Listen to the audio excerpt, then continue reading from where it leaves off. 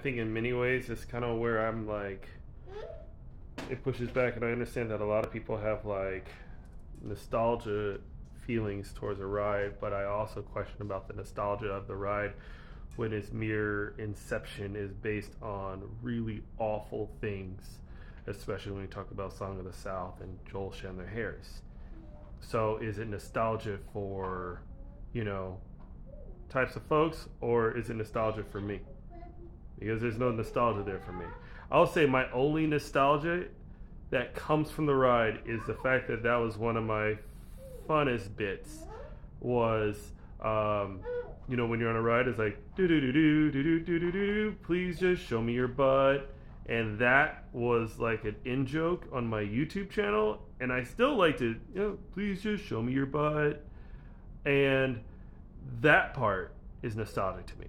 But what the ride represents, that thing can be bulldozed tomorrow, and I wouldn't shed a tear, because what it represents is the fact that you have an author who decided to literally like take the stories from African Americans and then make it into a book. And Walt Disney wanted to make it into a movie, and it's been nothing more than just complete beatdown of African Americans. And as long as that ride is up, I don't feel very comfortable about it personally. Especially when you get to learn like the history of it, when you just deep dive on the history.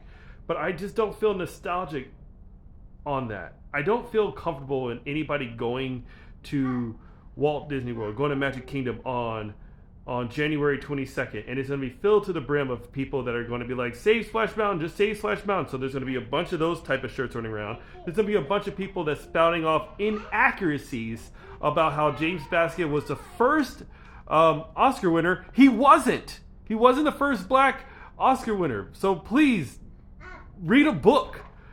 I'm not going to be surrounded by people who are going to use this opportunity to falsely put on African American speech as if they're Uncle Remus. It's just going to be a whirlwind of microaggressions that's going to happen on January 22nd at Walt Disney World.